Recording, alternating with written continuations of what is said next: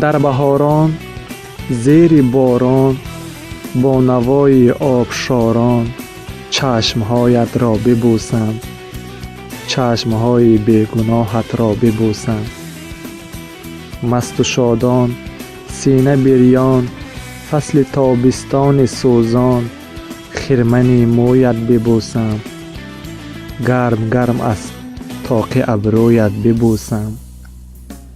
تیر ماهان زار و پزمان روبروی برگ ریزان از لب نوشت ببوسم، از بر روی و بناگوشت ببوسم. در زمستان گرم و سوزان زیر برف تند و پیچان روی خورشیدت ببوسم، با هزار و ارمان و امیدت ببوسم، با هزار ارمان و امیدت ببوسم.